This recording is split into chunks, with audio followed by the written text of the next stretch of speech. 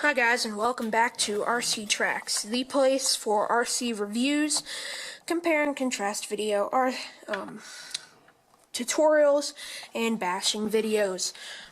Today I'm going to install the Hi-Tec HS645MG Ultra Torque Servo. Now, I got this to replace my old 2076 servo, which is really slow. It's not waterproof, but I never go in water with this Rustler. But as you can see, the wire is starting to wear down there. I need to move that. So, the wire is wearing down there, and that servo will be shot pretty soon. You can see it in there. Yeah, that doesn't sound the greatest, but yeah. Anyways, we got the new Hi-Tec 645MG Servo. I've never tried any of these, so we will see how it goes. But first, I think before we get going on this video, we should unbox it, and this will show you how to install the servo. And there it is, Hi-Tec 645MG Servo. You can see right there. Comes with this servo arm thing. I don't know if I'll be using this one, but the biggest difference I notice is this one is a lot heavier. It's probably because of those metal gears that are inside this thing. So that's always a nice upgrade. And as you can see, it'll mount right up to the Rustler with those holes. Actually never thought about it until I just saw it right now, but now knowing that it'll mount perfectly, I feel confident. Another thing I kind of like about this is the wire. It feels kind of cool, and it looks pretty awesome, so I just like that. And then what else do they include? They include a bunch of servo arms and extra screws and all sorts of stuff, so we'll see if we'll need any of this later once we start mounting the servo and seeing if the old Traxxas servo arm will work. But yeah, biggest difference is it is a lot heavier than the stock one. Again, that's probably because of those metal gears, and I can't wait to install this. It'll be a heck of a lot better than the old servo. Now the first step to install this servo is to remove the old one, of course. To do that, we're going to have to remove these 4 screws. 2 right here, and 2 in the back. Now that we have removed those 4 screws, you can see it almost wants to come out. But first we need to screw off the connecting arm. It's out of focus, but it's right there where the link connects to the bell crank. So go ahead and remove that screw. Now that we've gotten those screws removed, you can easily pop that off right there. And we don't need to, well, yeah, we probably should, but as you can see the aluminum bell cranks shining in their full glory. But anyways, the next thing you're going to go ahead and do is remove these 2 screws on top that hold the receiver box down, right there. Then these 2 screws right here, which will remove the little waterproof protector. And go ahead and do those 4 screws. Now that you've got that receiver box off, we're going to go ahead and unplug the servo from, it says steer right here on my Spectrum receiver here, but it should be channel 1 on most Traxxas remotes. Come on, baby. There you go. And, well, it is time to remove this old servo. So the first thing we're going to do is I'm going to go ahead and remove this little arm right here by undoing this because I want to keep it. And then I'm going to go ahead and remove these 4 screws. Whoops, one's missing. I better get that on. Remove those 4 screws and take off your servo. And just like that, we can remove our old Traxxas servo. And I will be keeping this. It still works in case I do need a backup. But let's just compare and contrast this to the new Hi-Tec servo. So you can see pretty much the same dimensions.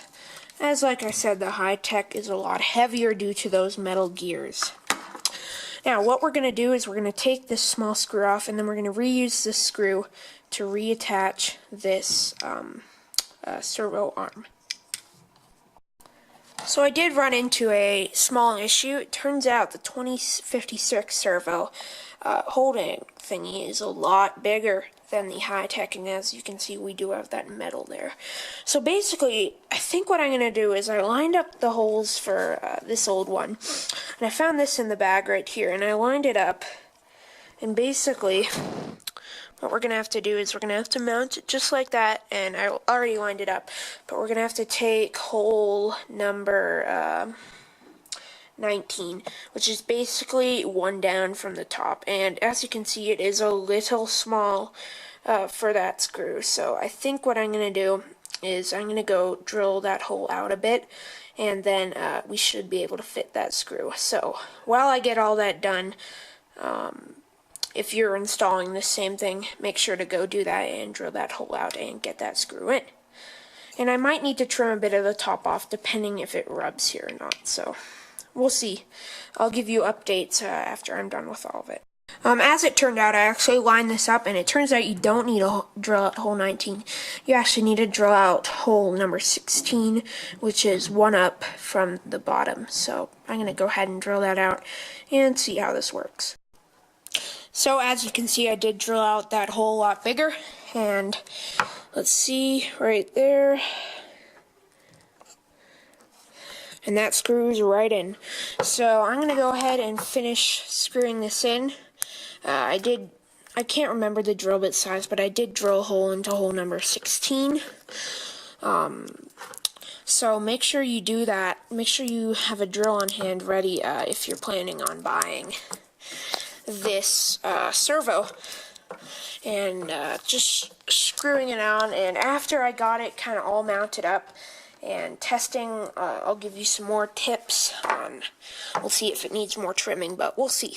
So one quick note before you attach it, make sure that don't attach it yet, and we do need to center our servo, so go ahead and power receiver on, and then just turn this receiver on here, and that servo just centered itself, as you can see. It is working pretty well. So, get that powered up. And now that we got that all set up, I'm just going to give it a little test. And as you can see, it turns back on, and look at that. It's not necessarily much faster, but if you just look at the torque on this thing, I'm going to try to move this. It will not let me budge one bit. It will not budge one bit. It's not the fastest servo in the world, but it definitely will work for this Rustler, but it's super torquey. I'm very surprised.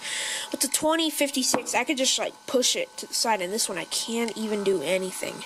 So very happy with this servo. We'll see how it performs. Now the next thing we're going to want to do, so let's just turn the Rustler off real quick.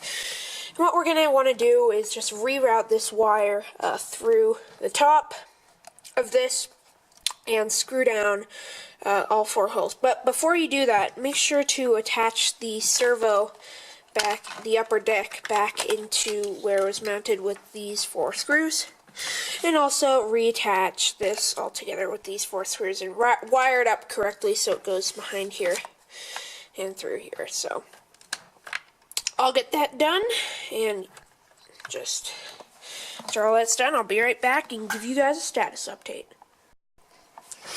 And just like that, I got it mounted up nice and clean. And now, the final step into completing this installation is reattaching these links to the bell cranks with those 2 screws. As you can see, I did go get those links attached, and just a little after here, we're doing the, you can hear the noise of it right there, so it's a bit noisier. And in no means is this thing trying to be the speediest servo in the world, but the thing that really makes it good is the torque. I cannot budge these wheels one bit. Once this thing is going in a straight line, it's going to go in a straight line. So, yeah, pretty awesome. Alright, thanks for watching. Just thanks for watching. Please like, subscribe, and share with your friends. And if you found this tutorial helpful, please leave a comment below. And if you have any questions, please leave a comment below. Links for everything in the description if you're interested in buying something like this. But I will give this a road test later, so you guys on a video, so you guys can see what it looks like. And that's about it. RC Trax signing out.